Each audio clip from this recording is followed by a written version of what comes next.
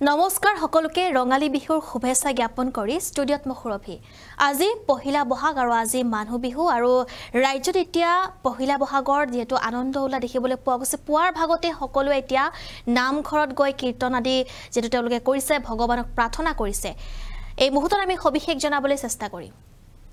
আৰু আজি পহিলা বহাগ আৰু অসমীয়া নতুন বছৰৰ আজি প্ৰথমটো দিন আৰু ইয়াৰ বাবে এতিয়া সকলোৱে পুৱাৰ ভাগতে সকলোৱে মন্দিৰত গৈছে লগতে নামঘৰত গৈছে নতুন আশা প্ৰত্যাশালৈ আজি পহিলা বহাগ অসমীয়া নৱবৰ্ষৰ আজি প্ৰথমটো দিন সাত বিহুৰ লেখেৰে আজি মানুহ বিহু অসমীয়া নতুন বছৰৰ প্ৰথমটো দিনতেই সত্ৰ নামঘৰত ভক্তৰ ভিৰ পৰিলক্ষিত হৈছে আজি পহিলা বহাগ আৰু ৰাজ্যৰ সকলোকে আজি বিহুৰ শুভেচ্ছা জ্ঞাপন কৰিলো 24 লাইভৰ তৰফৰ পৰা আৰু সকলোৰে যেটো যাতে সকলোৰে জীৱন উজ্জ্বল হওক তাৰে এতিয়া সকলোৱে কামনা কৰি তেওঁলোকে মন্দিৰত গৈছে সকলোৱে আৰু এই বিহু দেখিবলৈ পোৱা গৈছে পহিলা বহাগৰ দিনটোতে আজি সকলোৱে নিজৰ জ্যেষ্ঠজনক সেৱা জনাইছে আৰু সকলোৱে আজি এই নৱবৰ্ষৰ উপলক্ষে নতুন সাজ পোছাক পৰিধান কৰি তেওঁলোকে মন্দিৰত গৈছে নামঘৰত গৈছে সত্ৰত গৈছে আৰু ভগৱানৰ আশীষ লৈছে যাতে তেওঁলোকৰ বছৰটো ভালে যায় আৰু সমগ্ৰ অসমবাসীয়ে যাতে এক শান্তিপূৰ্ণভাৱে এই যেটো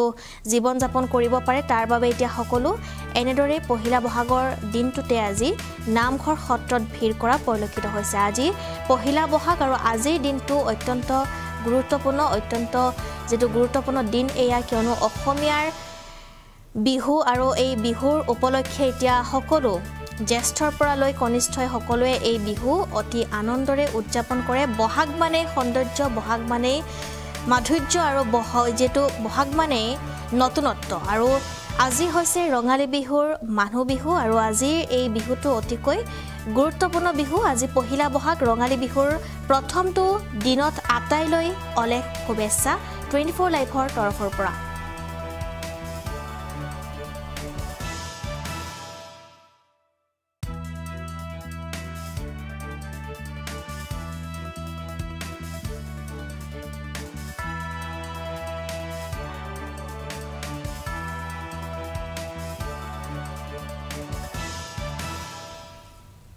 আৰু আজি অসমীয়া নৱবৰ্ষৰ প্ৰথমটো দিন আৰু বহাগৰ এই পহিলা দিনটোতে